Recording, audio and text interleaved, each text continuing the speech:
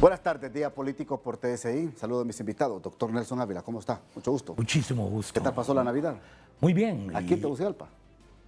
Sí, y espero que el espíritu o la energía de la Navidad de amor y de dar exista en toda la sociedad hondureña durante mucho tiempo, no solamente para este periodo, porque es una manipulación la que se hace a veces de ese tipo de valores. Bueno. ¿Cierto? Saludo también a don Julio Raudales, expresidente del Colegio de Economistas de Honduras, actual rector de la Universidad Cecilio del Valle. ¿Y usted cómo pasó la Navidad, licenciado? Tal vez enciende, por favor, el micrófono. Muy buenas tardes, Ramón. Es un gusto saludarte a ti y a tu teleaudiencia inmensa. Un saludo al doctor Nelson Ávila, que está allá en estudio. Bueno, la Navidad la pasé aquí en familia, con mi papá, con mis hermanos, Qué bueno. mis hijos también, ¿no? Qué bueno. Bueno, comencemos, porque a esta hora de la tarde ya comenzó el Consejo de Ministros en Casa Presidencial, un Consejo de Ministros que puede llegar hasta la medianoche, si es posible, de este día. Pero, ¿qué cambios creen ustedes puede existir en el gabinete de gobierno? Yo creo que es imperativo que haga los cambios. Es más, muchos de ellos jamás debieron ser nominados como secretarios de Estado y otros cargos tampoco. Yo creo que también es importante recordar que debemos contraer todo lo que son las decisiones a lo que la Constitución de la República establece como secretarías de Estado fundamentales. Tanto el gobierno anterior como este llegan a más de 46, si no mal recuerdo, personas con el adjetivo calificativo de, se dice ministros, pero ese concepto no existe en el tipo de república nuestro, con el rango de secretarios de Estado. Y Entonces, yo para sí usted tiene creo, que haber cambios. tiene que haber cambios, o sea, eso debió existir, por eso dije desde hace 2 años.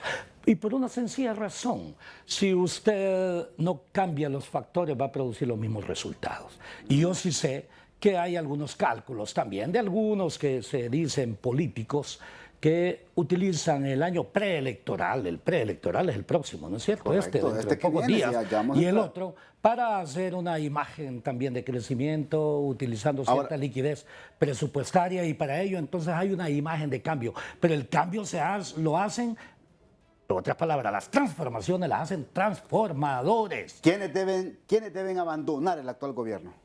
Creo yo que la inmensa mayoría. Me es más fácil poderle decir probablemente quiénes deberían quedar, pero no me atrevo para no crearles algún problema. Pero yo le puedo decir que si un 10% de las actuales personas calificadas como secretarios de Estado ha sido eficiente, se merece, es demasiado. Bueno, ¿usted qué dice, licenciado Julio Raudales? Este proceso de depuración que debe de existir en el gobierno de la República, doña Xiomara, ¿debe comenzar desde hoy? Es difícil decirlo, Ramón, porque no hay un parámetro exacto con el cual medir. A ver, yo diría que lo primero que tiene que hacer un gobierno, y así lo manda la ley y la Constitución de la República, hay que recordarlo, que el gobierno debe presentar un plan al inicio de su gestión, y un plan en rigor, y el doctor Nelson Ávila no me dejará mentir, en rigor un plan tiene objetivos, metas, medidas de política, programas, y además debe tener un sistema de evaluación con indicadores que puedan, pues, de alguna manera establecer cuál es el curso temporal que está llevándose a cabo, y de esa forma tener un parámetro para calificar. Eh, Desde el principio, yo lo dije, y creo que también el doctor Ávila lo dijo en su momento, la actual administración presentó una propuesta de campaña con algunos deseos, ¿no? Que son absolutamente válidos: el control de la corrupción, el tema de la mejora en la distribución de los ingresos. Creo que son elementos absolutamente válidos. Pero esa propuesta de gobierno, ese documentito de 50 y tantas páginas, que es un buen documento, carece de los elementos que mencioné hace poco, de los parámetros que permiten evaluar de manera adecuada una gestión. Eso por un lado. Por otro lado, vale la pena también decir, Ramón y doctor Ávila, que, y bien, ya lo había mencionado el doctor en su alocución, um, lo primero, creo que a quien habría que evaluar primero es a la presidenta, a ver si puso a las personas adecuadas desde el comienzo, porque esta es una carrera de 4 años, ¿verdad? Y como hace un buen director técnico en el fútbol, debe de poner al mejor cuadro, ¿no? Debe de poner a los 11 mejores. Entonces, me parece que la presidenta debería ser analizado si ella propuso y nominó a los cargos de dirección que son tan delicados en un gobierno a las personas más adecuadas. Ahí nomás tenemos un ejemplo enfrente, ¿verdad? El doctor Nelson Ávila forma parte del partido de gobierno y sin embargo está fuera de esta estructura a pesar de todas sus competencias y sus calificaciones. Entonces habría que medir porque la impresión que da es que aparentemente no se tomó el tiempo para reflexionar y colocar en la transición de gobierno entre el 28 de noviembre del 2021 y el 27 de enero del 2022 eh, a las personas más adecuadas. Y Sí, es evidente que si usted no pone a los mejores jugadores en la cancha, pues al medio tiempo los resultados pueden ser muy sí. poco aceptables, ¿no? Y entonces es bastante difícil que, y sobre todo en un partido de fútbol tan serio como este, ¿verdad? Si vamos a seguir con la comparación, cambiar a los 11 jugadores, ¿no? Generalmente las reglas del fútbol, por ejemplo, permiten que uno cambie hasta 3 jugadores y generalmente cuando las cosas marchan bien, no es necesario hacer cambios en el interín. Ok, Eso es lo que yo visualizo ahora, Ramón. sí. Me parece que es bastante complicado si no tenemos un parámetro claro con qué medir Ahora, y definitivamente no se han puesto a las personas más adecuadas en cada uno de los cargos. bueno, pero yo creo que el mejor parámetro para medir es la ejecución presupuestaria. Que vemos secretarías de Estado que están aplazadas en su ejecución presupuestaria, no digamos la totalidad del gobierno de la República, pero mire el elemento que dice el licenciado Raudales. Hay que ver si los que nombró la presidenta rindieron el fruto.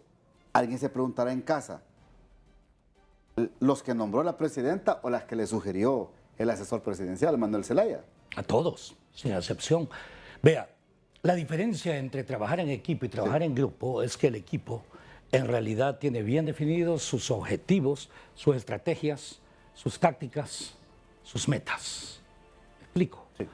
El grupo en realidad es la integración de diversas partes sin interconexión a veces entre ellos. De lo que se trata es un equipo. Y en la teoría gerencial, usted es responsable de todo. Usted no puede delegar responsabilidades, delega funciones. ¿Me explico? Es lo que se hace de la presidencia de la República. Pero a quien se debe evaluar fundamentalmente es a quien toma la decisión final. En este caso, la presidenta del Ejecutivo, la compañera Xiomara Castro, el presidente del Congreso, Luis Redondo, y la presidente de la Corte Suprema de Justicia. Sus resultados, no, me refiero a estos 3 poderes. Claro está, el de la Fiscalía.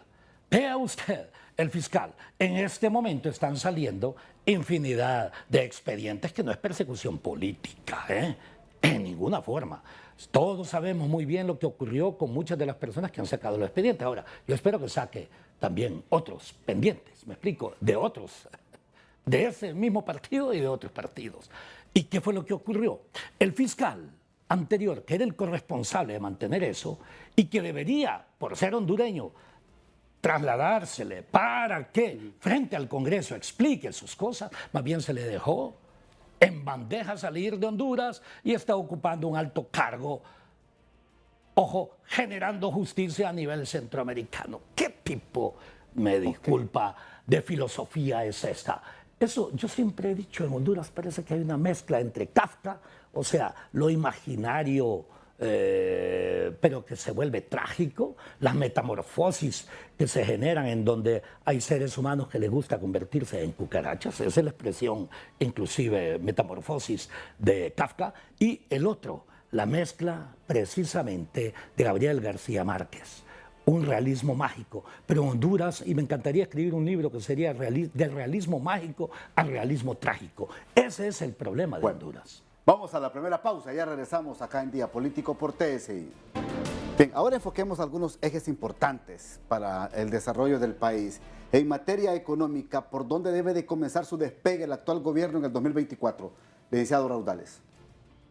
Bueno, creo que es importante en principio generar los incentivos adecuados para que la inversión se dinamice en el país, ¿verdad? Que si bien es cierto, no podemos hablar de que hay una caída en la misma porque las cifras muestran otra cosa, esta no ha crecido como se debería. Y realmente los resultados de la gestión lo muestran claramente. Un crecimiento del 3,2% es más o menos el promedio que hemos tenido en los últimos 30 años.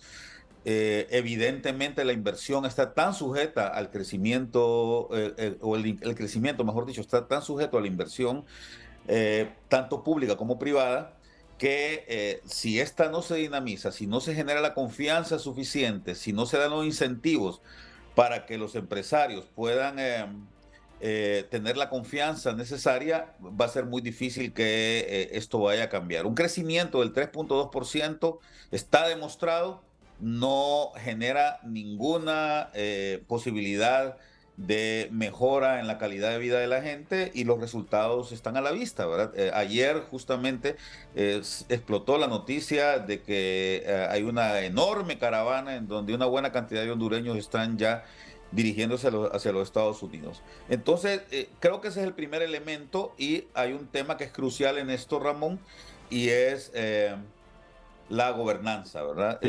Es lamentable que en principio se considere los mismos, las mismas medidas, los mismos hábitos políticos. Lo vimos claramente cuando se eligió la Corte Suprema de Justicia en el mes de febrero de este año. Primero, que no se cumple con los calendarios, ¿verdad? Estamos prácticamente en un estado de excepcionalidad en donde la excepción se está volviendo la regla, ¿verdad? Nunca se cumple con los calendarios. La Constitución dice una cosa, las leyes dicen una cosa y los políticos hacen otra. Y por otro lado, se continuó con el viejo hábito, repito, con el inveterado hábito de elegir en base a cuotas de poder para proteger. Entonces, quedó muy claro cuando de manera descarada, a pesar de que las personas mejores calificadas en el proceso de selección de candidatos para la Corte Suprema de Justicia quedaron fuera por una componente política y simplemente con todo el descaro del mundo se dijo, el partido A va a tener 6 magistrados, el partido B va a tener 5 y el partido C va a tener 4. Ahí comienza el problema. Y luego este se solidifica cuando en el mes de agosto la Junta Proponente para la elección del fiscal general de la República entrega una lista que aparentemente no contenía los nombres que habían sido acordados por los partidos políticos porque el Congreso Nacional, en vez de dedicar el mes que le otorga la ley y la Constitución de la República para elegir al fiscal general y fiscal adjunto, no lo hace, se genera una crisis, se cierra el Congreso Nacional y han pasado, ya ve usted, doctor Ávila y Ramón Matute, más de 100 días de inactividad total. Ojo, con el presupuesto del Congreso corriendo, porque estaba viendo ayer las cifras, doctor Ávila, de finanzas, las mismas de finanzas, y el Congreso ejecutó más del 100% de su presupuesto. Es decir, que no se trabajó durante 100 días, o no se ha trabajado durante 100 días, pero los salarios, Permítame. las subvenciones han seguido El corriendo. presupuesto de gasto. Estamos hablando del presupuesto de gasto, ¿verdad? Sí, el presupuesto de gasto, por supuesto, ¿verdad? Porque no, además, Nelson, es importante decir, y la presidenta ya lo expresó públicamente, que el presupuesto se ejecutó en un 93%. Ok. O sea, el presupuesto total se ejecutaba en un 93%, pero el presupuesto de inversión pública, el de bienes capitalizables, se ejecutó en menos del 60%. Correcto. Es ahí el detalle. Ahora, pero... Y es el que genera crecimiento. Es el que genera Es el que crecimiento crea y riqueza. Vea lo que dice. Y desarrollo. Sí. Sin duda alguna. ¿A cuánto debemos crecer y dónde debemos crecer? Ese es el punto. ¿En cuánto debemos crecer? Una sociedad, o normalmente se ha admitido que una sociedad para que pueda crecer razonablemente y crear condiciones de desarrollo, que es diferente. Crecer significa aumento o expansión de la producción. Desarrollo significa cambios estructurales dentro de una sociedad. El mejoramiento de la educación, salud, seguridad, justicia, reducción de pobreza, aumento de ingresos salariales reales, etcétera, etcétera. Masa de ganancias también sostenible, etcétera, etcétera, que es la que produce la inversión a futuro. Perfecto. ¿En cuánto debemos crecer? Se acepta que normalmente debemos crecer a una tasa equivalente al doble de la tasa de expansión poblacional. Una visión neomalthusiana, pero que es un buen indicador. En Honduras, puede ser de un 5 o 6%. Esto significaría crecer aproximadamente entre 5 o 6%. Sí, perfecto. En el PIB. Estamos creciendo aproximadamente a la mitad, Correcto, que es 3,2. precisamente lo que exactamente el Informe Raudales plantea en lo que es la tasa de crecimiento promedio en Honduras, y que en América Latina, porque se está utilizando, de hecho la referencia de América Latina es una crisis no solamente hondureña, sino que también regional, pero que no se crece en Honduras donde se debe. ¿Dónde es que debe crecer una sociedad para desarrollarse aún más? Ojo, hay que crecer en sectores dinámicos de tecnología, como telecomunicaciones, como energía eléctrica, Correcto. sectores financieros, etcétera, etcétera, que son importantes, transporte, red vial, etcétera, etcétera. Pero lo fundamental es que crezcamos en 3 elementos, que es donde existe la mayoría, yo diría, los bienes de capital, pero sobre todo donde existe la mayoría de la población beneficiada. ¿Cuáles son? El sector rural. Llámese agricultura, silvicultura, caza, pesca, todo lo pecuario, etcétera, etcétera. Tenemos que volver ahí. Sí. 2, industria manufacturera. 3, industria de la construcción. Estos son los 3 sectores determinantes en toda sociedad que genera para mucho crear empleo. desarrollo. Ahora bien, yo le he dicho a la presidenta Xiomara Castro, en realidad, por favor, hay necesidad de una política de Estado, una política pública, o sea, una política de Estado en materia de desarrollo rural. Hay necesidad de una política de Estado en materia de desarrollo de la industria manufacturera, de la industria de la construcción. Tenemos que saber hacia dónde vamos con el tema de la red vial. Cuando yo fui ministro de Asuntos Económicos, y ahí tienen ellos el detalle y está prácticamente sin usar, yo les presenté una propuesta precisamente de lo que es un mapa de red vial a 30 años. Eso fue en el 2000, lo presenté a fines del 2006. 2007. Exactamente. Entonces, imagínense, ya el 2030 ya estamos cerca. Eso lo propuse hace 24, bueno, toda esa cantidad de años. Perfecto. Okay. Ahora bien, también le propusimos la necesidad de un plan de energía a nivel nacional. Ahí están los documentos, si quiere se los envío. También planteé algo que es importante, y el licenciado Raudales lo sabe muy bien. El presupuesto es el instrumento fundamental de planificación y desarrollo de una sociedad. Entonces, usted tiene que hacer profundas transformaciones en la visión y en la orientación. Y para ello, ojo, yo planteé e hice un foro centroamericano sobre 2 temas capitales. Uno, sobre lo que se conoce como presupuesto participativo, que es, los presupuestos tienen que ser decididos desde la base, desde las comunidades, que son las que conocen también sus necesidades. Y el otro, la necesidad de poner en funcionamiento un verdadero mercado de valores transparente en Honduras. Hice esos dos foros centroamericanos. Sí. Todo esto está prácticamente, yo le puedo decir, sin utilización.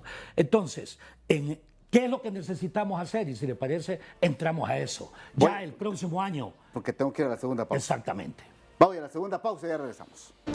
Bueno, imagínese, licenciado Raudales, usted dice, crecemos 3.2 en el PIB, pero este PIB lo comprometemos cuando llega más búsqueda de recursos internos y externos con el nuevo endeudamiento, por un lado, y por otro lado, comprometemos también las reservas internacionales. ¿Qué visión tiene usted de esto? Aparentemente no se va a seguir comprometiendo a las reservas internacionales. Ese es uno de los hitos que está en el acuerdo con el Fondo Monetario Internacional. Es sí un poco desconcertante la política monetaria que ha estado siguiendo actualmente este organismo que se encarga de vigilar por la estabilidad del Empira y la fortaleza del mismo para que no siga siendo una moneda tan feble y que les permita a los hondureños pues lograr sus objetivos. Sin embargo, ya la presidenta de esta institución dio una explicación de por qué se está tomando este tipo de medidas. Yo tengo mi visión al respecto y yo se lo he explicado a ella, se lo he dicho. y no estoy totalmente de acuerdo, pero sí quisiera retomar algo de lo que acaba de decir el doctor Ávila, que me parece que es muy válido. Miren, eh, creo que si algo puede hacer el gobierno para estimular las posibilidades que tiene la población hondureña para lograr crecimiento que esté concentrado o que esté dirigido hacia el desarrollo, está en el ámbito rural. Bien lo dijo el doctor Ávila en el segmento anterior. Fíjese que tenemos en Honduras más de 1 millón de hectáreas aptas para el cultivo, y de ese millón apenas 80,000 tienen un sistema de riego. Sí. Entonces, si se pudiera trabajar en ese ámbito, me parece que pudiesen haber algunas esperanzas de mejora en este tema. Aparte de eso, hay 4 millones de hectáreas, y el doctor Ávila también lo sabe muy bien, porque sé que él trabajó en esto cuando fue asesor ministro en el gobierno del presidente Zelaya. Hay más de 4 millones de hectáreas aptas para el desarrollo forestal. Y hay en este momento más de 120 áreas protegidas en el país, que han sido declaradas por decreto áreas protegidas, que pudiera estar subteniendo una gran cantidad de recursos de la cooperación internacional y de la inversión internacional para venta de carbono. Y lamentablemente, de estas más de 120 áreas protegidas que hay en el país, ni una sola tiene un plan de manejo que esté siendo financiado. Entonces, mientras no entendamos cuáles son las áreas de potencial, los motores del desarrollo en el país, va a ser muy difícil que nos podamos concentrar en elementos que permitan un crecimiento y un desarrollo, como bien decía el doctor Ávila, de largo plazo, ¿no? Perfecto, tengo un minuto ya, por favor. Bien, creo que hay acciones urgentes. Yo dije, como precandidato presidencial, y vamos a ser candidatos presidenciales en Honduras, es una visión transpartidaria. No, él ya no va a estar en libre. No estoy diciendo eso. No. Vea, usted no va a ser candidato presidencial. Permítame. Usted no va a ser candidato presidencial de otro partido, vea, pues. Gente de mi partido ha negociado con otros partidos cediéndoles candidaturas presidenciales y nadie les ha dicho que va a salir del partido. Entonces usted está. Usted va de candidato siempre perteneciendo a Libre. Yo no le voy a decir todas las estrategias. Claro, es que tenemos que entender. Vea, en este momento, le voy a decir cuál es el mundo real. Hay un bloque bien diferenciado, hay 2 bloques bien diferenciados. Y en ambos bloques hay gente corrupta, hay gente corresponsable de la crisis, hay de todo. La gente busca una tercera vía, y esa tercera vía, más allá de las ideologías, esa tercera vía tiene que ser la integración de la gente decente, la gente que ama. Entonces, ¿va a incorporar a don Julio Rondales? A esta nación, sí, o sea, toda la gente profesional. Toda la gente profesional, entiendo que profesional no solamente los universitarios. Es que mire, antes de terminar el programa, yo le quiero decir a Honduras y al mundo que el doctor Ávila es un militante del Partido Libertad y Refundación, pero que él aspirará a buscar la presidencia de la República desde otra plataforma, pero siempre, permítame, siempre ligado al Partido Libre. Claro.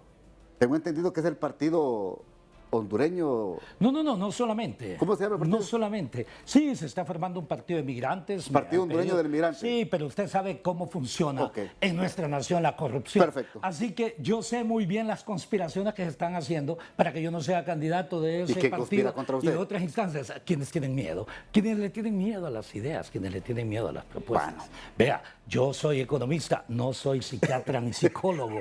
¿Cuál es el problema para entender el concepto del poder para algunas personas? Vea, y entre ellos se ponen de acuerdo. Ramón, usted como periodista bien informado, sabe usted muy bien que los fraudes han existido de las primarias internas y todos se quedan en silencio, porque todos ellos, de una u otra forma, haciendo fraude, saben muy bien que no le pueden tenemos que irnos. Entonces, ¿qué es lo que tenemos que hacer? Doctor. Concentrémonos en reducción de pobreza, por generación de riqueza, transformar el sistema educativo, transformar el sistema de salud, transformar el sistema de seguridad y de administración de justicia. Adelante. Suerte en esa. Mucho gusto.